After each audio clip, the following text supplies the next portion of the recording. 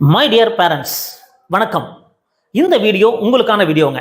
இந்த வீடியோ நிறைய பேரண்ட்ஸுக்கு, நீட் எழுதி கொண்டிருக்கின்ற குழந்தைகளுடைய பேரண்ட்ஸுக்கு நிறைய பேருக்கு ஷேர் பண்ணுங்க. ஏன்னா உங்கள் குழந்தைக்கு நீட் எக்ஸாமினேஷன் எழுத போயிட்டாங்க. 2 மணிலிருந்து 5 மணி வரைக்கும் எக்ஸாமினேஷன் எழுதுவாங்க. அவங்க 1 வருஷம் ப்ரிப்பேர் பண்ணியிருப்பாங்க, 2 வருஷம் ப்ரிப்பேர் பண்ணியிருப்பாங்க, இல்லை சாட்டர்டே சண்டே கோர்சஸ் எல்லாம் போய் இந்த கிராஷ் கோர்ஸ் அட்டன் பண்ணி எழுதுவாங்க. அப்போ இந்த மாதிரி நிறைய பலதரப்பட்ட ஸ்டூடெண்ட்ஸ் ப்ரிப்பேர் பண்ணி இது ஒரு காம்படிட்டிவ் எக்ஸாமினேஷன் எழுதுறாங்க. இந்த எக்ஸாமினேஷன் குழந்தைகளுக்கு டஃபாக இருந்திருக்கலாம், ஒரு சிலருக்கு ஈஸியாக இருந்திருக்கலாம், ஒரு சிலருக்கு மாடரேட்டாக இருந்திருக்கலாம். எக்ஸாம் முடிச்சு வெளியே வர்றாங்க, அது ஒரு சில குழந்தைகள் நல்லா பண்ணியிருப்பாங்க. இதை பெற்றோர்கிட்ட சொல்லும்போது அவங்க சந்தோஷமா இருக்கும், அப்போ நம்ம குழந்தை நல்லா பண்ணிடுச்சுப்பா அப்படின்னு சந்தோஷமா இருக்கும். பட் ஏதோ ஒரு சூழ்நிலைகள் காரணமாக ஒரு சில குழந்தைங்களால நல்லா பண்ண முடியாமலும் போகலாம். அப்போ அவங்களுக்கு எதிர்பார்த்த மார்க்கு கிடைக்காமலும் போகலாம். அப்போ ஒரு சில குழந்தைகளுக்கு எதிர்பார்த்த மார்க்கு கிடைக்கலாம், ஒரு சில குழந்தைகளுக்கு எதிர்பார்த்த மார்க்கு கிடைக்காமலும் போகலாம், கம்மியாகவும் வரலாம். அப்போ இதை நீங்க புரிஞ்சுக்கணும். இந்த நேரத்தில் பெற்றோர்கள் உங்க குழந்தைகளுக்கு ரொம்ப ஆதரவா இருங்க. அது எம்பிபிஎஸ் மட்டும்தான் வாழ்க்கை கிடையாது. ஒருவேளை மார்க் குறைவா வாங்கிட்டா வேற துறையில் அவங்க சாதனை பண்றதுக்கான வாய்ப்புகள் இருக்கு அப்படிங்கிறத புரிஞ்சுக்கோங்க. அது ரியாலிட்டி என்ன அப்படிங்கிறத இந்த வீடியோவில் பார்க்க போறோம். அப்போ நமக்கு நீட் எக்ஸாமினேஷனுடைய பர்ஃபார்மன்ஸ் முக்கியமா, நம்ம குழந்தைகள் முக்கியமா அப்படின்னா நீட் எக்ஸாமினேஷன் பர்ஃபார்மன்ஸை விட நம்ம குழந்தைகள் தான் முக்கியம். ஸோ இந்த நேரத்தில் உங்கள் குழந்தைகளுக்கு ஆதரவாக இருங்க.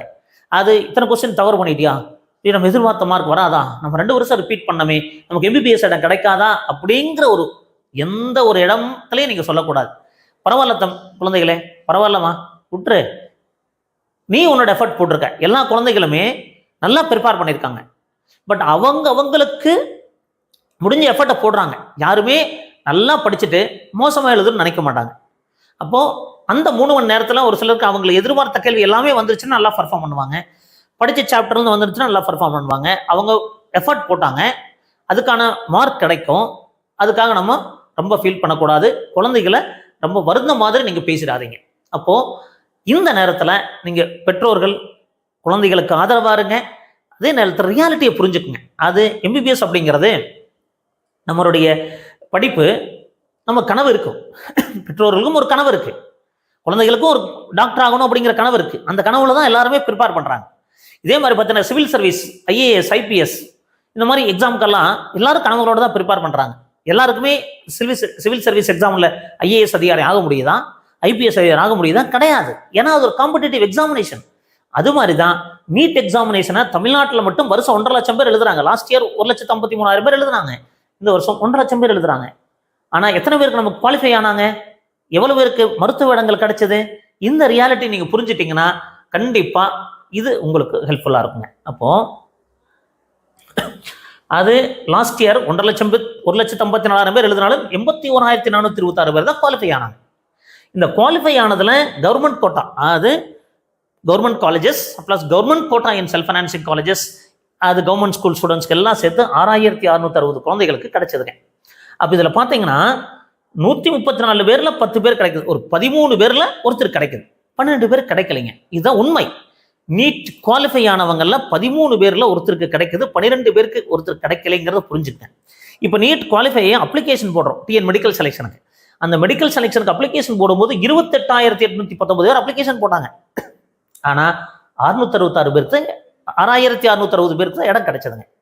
6,660 சீட்ஸ் தான் கவர்மெண்ட் கோட்டால இடம் கிடைச்சது. மேனேஜ்மெண்ட் கோட்டா விட்டுருங்க. அப்போ பாசிபிலிட்டி அப்படிங்கிறது 43 பேர்ல 10 பேர் கிடைச்சது. அப்போ 33 பேர் கிடைக்கல.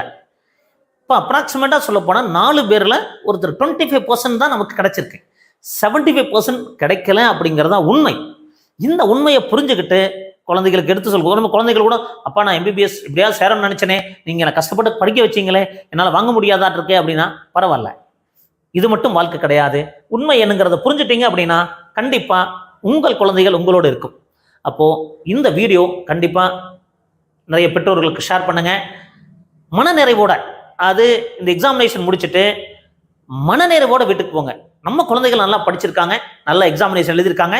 எந்த விதத்திலையும் உங்கள் குழந்தைகள் மோசமான குழந்தைகள் கிடையாது, நல்லா படிக்காத குழந்தைகள் கிடையாது, அவங்களுக்கான எஃபர்ட் போட்ட குழந்தைகள் அப்படிங்கிறதோட நீங்க வீட்டுக்கு போனீங்கன்னா கண்டிப்பா உங்க குழந்தைகள் அடுத்த விதத்தில் சாதிப்பாங்க. மீண்டும் ஒரு நல்ல பதிவுடன் உங்களை சந்திக்கின்றேன். நன்றி, வணக்கம்.